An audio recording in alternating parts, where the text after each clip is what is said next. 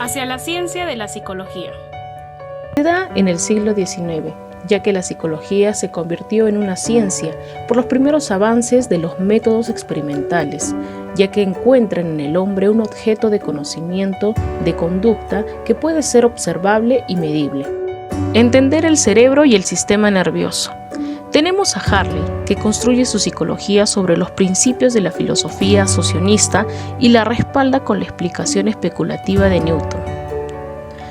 Franz Joseph Gall, en 1758 a 1828, se le conoce como el fundador de la neurociencia cognitiva, ya que fue el primero en considerar que el cerebro es el asiento del alma, afirmando que el cerebro era el órgano específico de la actividad mental y por ello debía ser tomado como punto de partida aquellas funciones que el cerebro dan lugar al pensamiento y la acción. Gall reprocha la ciencia de la naturaleza de Hume, que era totalmente especulativa y no hacía referencia a la conducta objetiva o al cerebro que lo controlaba. Gall implica una psicología comparada, dado que el cerebro de las especies varía a lo largo de la gran cadena del ser. Realizó detallados estudios anatómicos del cerebro y del sistema nervioso. Supuso que las facultades intelectuales bien desarrolladas corresponden a las partes bien desarrolladas del cerebro. La psicología de Gall era conductista, se basaba en la observación de conductas y de prominencias craneales, por eso es considerada la primera psicología objetiva. La concepción de Gall apunta en dos direcciones, una científica, donde inspiró a los fisiólogos para investigar la ubicación de las funciones conductuales en regiones del cerebro. Más adelante se demostró que estos argumentos no tenían fundamento, y la segunda concepción fue la pseudocientífica, en la que Johann Caspar, en 1776 a 1832, popularizó las ideas de Gall, y así la frenología se convirtió en la primera psicología popular. Johann Caspar propuso la educación, la religión y la criminología.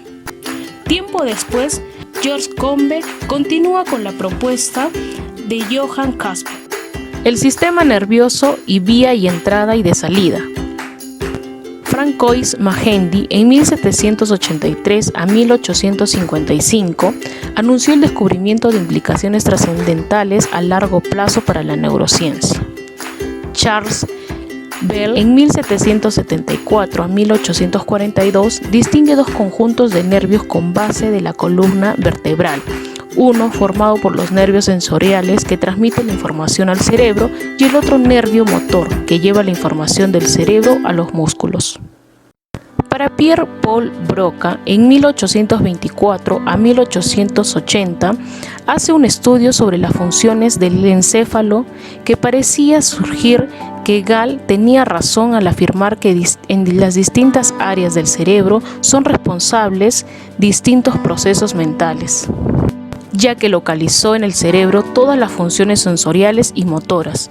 Nació una nueva frenología, en la que asignó una función sensorial y conductual concreta a cada región del cerebro, donde se conectaba estímulos y respuestas, mientras que la mente asocia y conecta ideas. Así se abría una vía a través de la fisiología para conectarme mentalmente y cerebro, convirtiendo a la psicología una ciencia. Nuevos métodos para la psicología. Estos métodos se llevaron a cabo por primera vez en el siglo XIX y quedaron así preparados para fundar la psicología. La psicología experimental. En primera instancia tenemos a la cronometría mental. Franciscus Cornelis Donders, desde 1818 hasta 1889.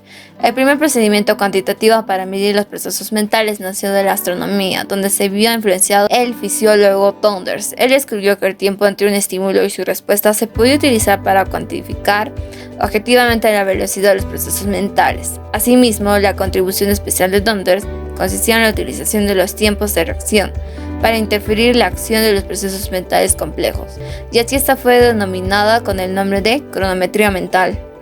Seguidamente, este método fue adoptado por Wundt y utilizado en los laboratorios psicológicos, precisamente porque se trataba de un método cuantitativo en donde contribuía a garantizar la talla científica de la psicología filosófica cualitativa.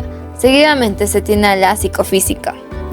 Gustav Theodor Fichte desde 1801 hasta 1807. Los filósofos siguiendo a Kant solían suponer que la mente no podía ser objeto de experimento o análisis matemáticos.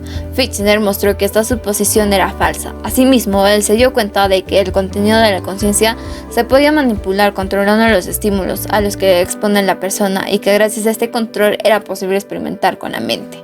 Continuando con Fichte, este también demuestra que la mente puede ser objeto de experimentos y de análisis matemáticos, ya que él afirma que sí posible cuantificar indirectamente la sensación. Por lo tanto, podemos relacionar matemáticamente la magnitud del estímulo con la fuerza de la sensación resultante. Los test mentales surgieron en el siglo XIX y fueron fundamentales para la fundación de la psicología aplicada. No se inventaron por razones científicas, se pusieron al servicio de la educación pública. En el siglo XIX, los gobiernos ofrecen una enseñanza primaria universal para controlar los pensamientos de sus ciudadanos. En las nuevas escuelas se quiso evaluar a los estudiantes y medir las diferencias infantiles en capacidades mentales. Para los test mentales no existía la mente humana normal, sino tan solo la mente humana media. Los test de Gran Bretaña. Galton comenzó a interesarse por la evolución de los rasgos mentales y en su obra Hereditary Genius, Galton quería sobre todo medir la inteligencia, que para él era la capacidad mental más importante. Estudió las calificaciones que obtenían los alumnos. Para ello consiguió el coeficiente de correlación de Pearson. Estableció un laboratorio antropométrico donde los participantes podían realizar sus test mentales.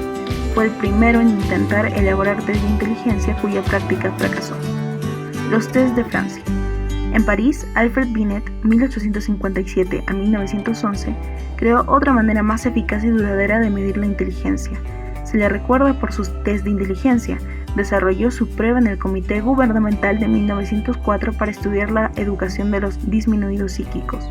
Los alumnos con alguna minusvalía psíquica interferían en la educación de sus compañeros y por ello, Binet elaboró una batería de test prácticos, un conjunto de tareas intelectuales que podrían realizar los niños normales a determinadas edades.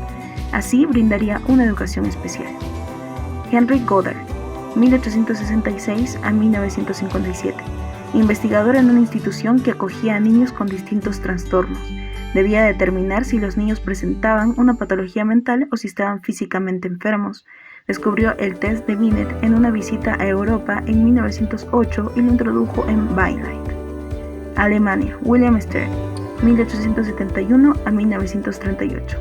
Dio el concepto del cociente de inteligencia o CI, que era el modo cuantitativo de establecer el nivel mental de un niño, su edad mental. Se multiplicaba por 100 al resultado para eliminar posibles decimales. El CI normal era siempre de 100. Ya no se calcula de esta manera. La influencia de los test mentales fue muy profunda y fueron la piedra angular de la psicología aplicada en sus comienzos. Esto permitió la aplicación de la psicología a diversas áreas como educación y carrera profesional. La filosofía en el umbral de la psicología. Alexander Bain hizo una síntesis de materiales de otros autores, unió la filosofía del asociacionismo con la fisiología sensoriomotora para conseguir una psicología humana unificada. Bain quería llegar a explicar las acciones del ser humano, no solo la conciencia.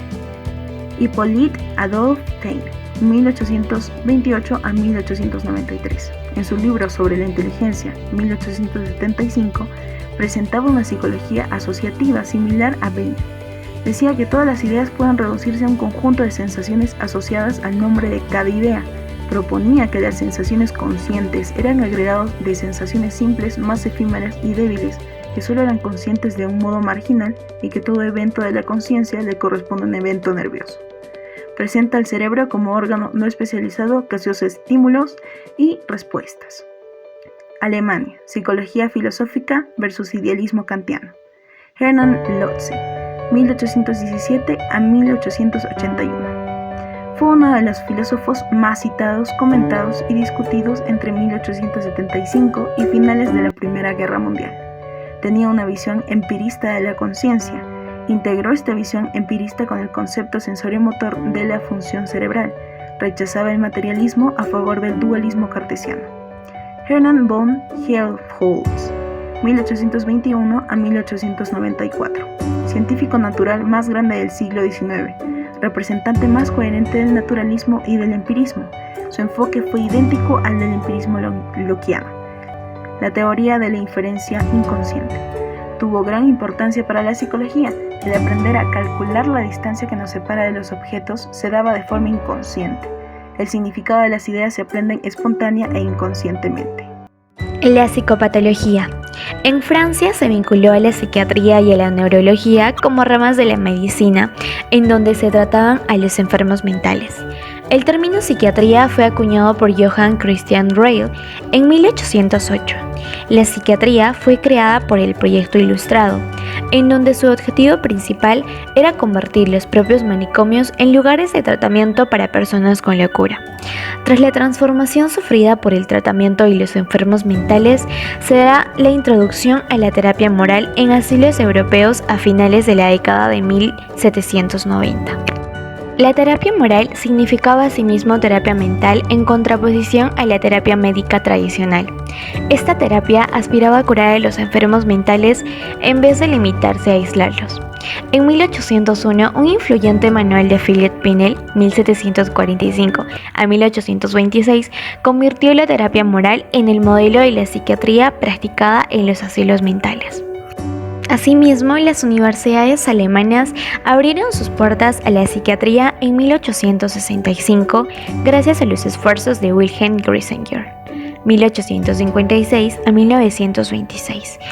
Una de las figuras claves en el desarrollo de la psiquiatría moderna fue Emil Kraepelin, 1856 a 1926.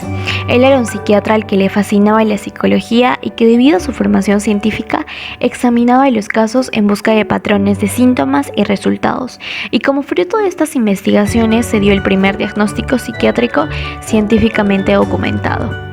Asimismo, desarrolló un sistema nosológico que revolucionó el diagnóstico y el tratamiento de los enfermos mentales. La psiquiatría romántica. Esta era una concepción alternativa a la postura dominante neurocientífica y genética de la enfermedad mental. Se denominaba así porque sostenía que las causas de las enfermedades mentales residían en la historia psicológica y en las circunstancias de la vida de los pacientes, especialmente en su vida emocional. Sin embargo, en su forma psicoanalítica, la psiquiatría romántica desplazó en gran medida a la psiquiatría biológica, hasta que se produjo la revolución biológica en la década de 1970.